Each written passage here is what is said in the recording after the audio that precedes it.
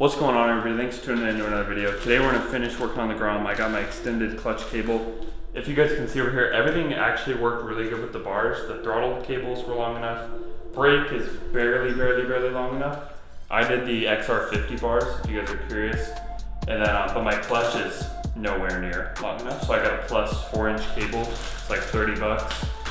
And we're gonna go ahead and get this installed. And then today I'm also gonna try to get the blinkers off, and then possibly do the fender delete. And then we'll finally get some proper wheelies, actually using the clutch this time instead of like last video with the clutch like a handbrake. First thing I'm gonna do is get the body panels off. That'll help for running the new clutch line. The Grom's definitely super fun to work on because it's so small and so simple. There we go. I might get some flush mounts later, but honestly I'm just gonna remove them for now. This bike's so small. It's not 90% of the time I'm riding it. I'm not even on public roads, so. Trying to get away with not having to take out the headlight assembly. We'll see if I'll be able to. Definitely a tight fit, but got it all out. And there we are. Got all the blinkers off. Looks so much better. Now I'm gonna go ahead and pop the clutch cable off and start this. Now I'm gonna go ahead and take this body panel off. I probably should have done that first, but oh well, that might matter. I don't think you guys will do this, but if this video gets 1,000 likes, I'll buy a KTM Supermoto by the end of October. I've never taken off these body panels, but I can't imagine it's too hard. Look how cool the rims look on the Grom. It almost looks like the S1000 wheel. Even those are like $2,000 wheels in the S1000.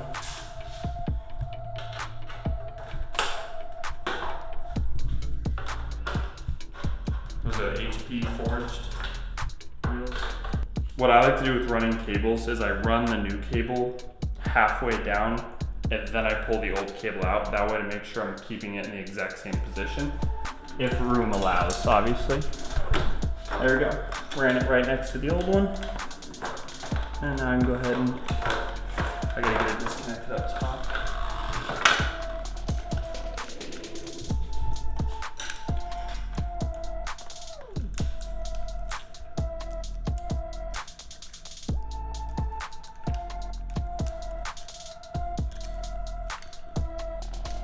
Go. There we are. And out.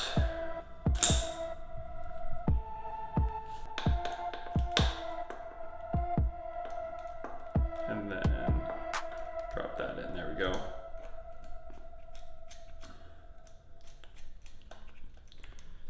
Okay. Now I'm going to go ahead and get this all mounted up before I start adjusting the clutch. I'm pumped to ride with these bars. It was wheeling much better with these bars because you just had more of a, I could pull up harder on the bars. So there isn't really enough room on the bars for all of this with the lock-on grip. So I'm gonna see if I can just scoot it all over like a 1/4 inch.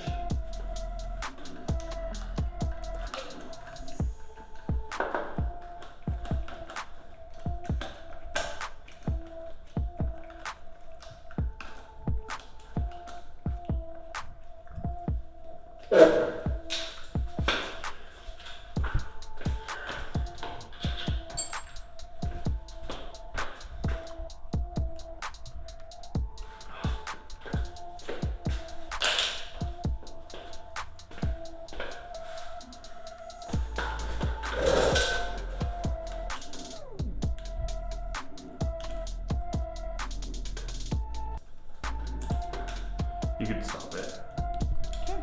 So I got everything where I wanted it. I had to move the grip about a 1/4 inch over, so it's a little bit off, but that allowed me to get the clutch where it closes to the bar. So now we just gotta go adjust the other side of the clutch. So you're gonna want this part of the clutch adjusted to where it's tight, but not pulling on the clutch, because that can cause the clutch to slip and wear. So what you wanna do is just get it adjusted. There's still a little bit of play in it, so we can go a little bit more.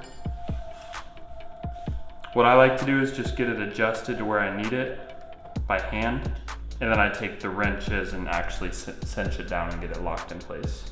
So right there, I'm happy with that. So then I go ahead and put my wrenches on and seal the deal.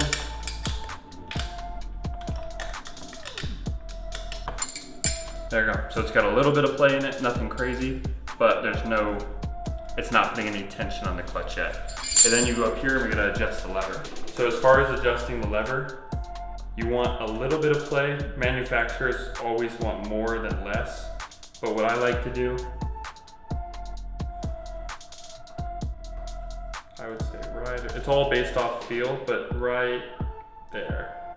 Maybe even a little bit less. Because if if this is too tight, same thing. It can cause your clutch to burn, can cause it to wear out prematurely. So you want just a little bit of play in it, and then it engages. So that's perfect.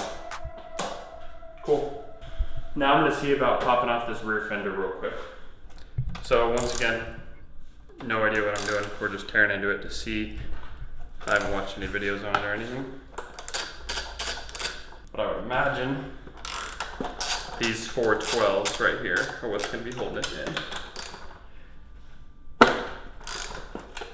This is actually probably a significant amount of weight as well. In the Grom, every pound counts.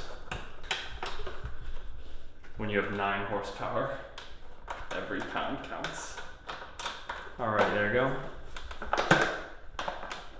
Oh, look at that. It's actually really, really heavy. I actually think I'll be able to get away with it. Here's the plug right there. There we go. There we go. That's like significant. That's a decent amount of weight.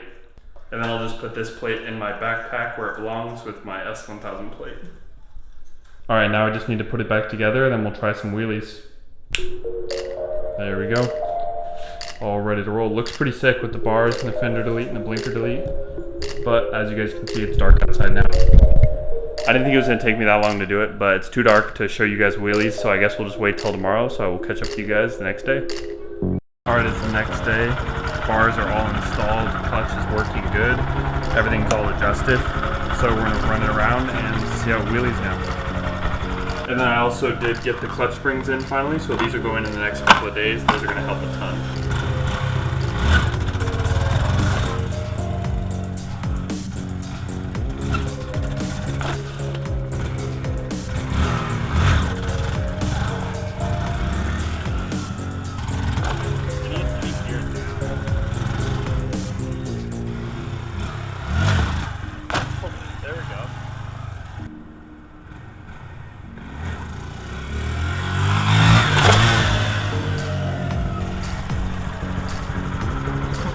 That's why you ride your riding shoes. It definitely needs the clutch springs and maybe to gear it down a little.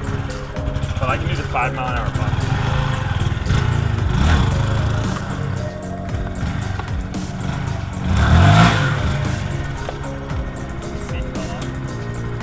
Alright guys, that's it for today. I didn't really get any wheelies that were too good, but I want to get those clutch springs on before I really try to push it further. It definitely feels like it's getting closer to being able to wheelie. The taller bars are helping. I might try to get a seat that's a little bit farther back for me, so I'm a little bit farther back on the bike. I think that'll help with wheeling as well. But that's why I bought this thing. It's really hard to wheelie because you can't rely on the power.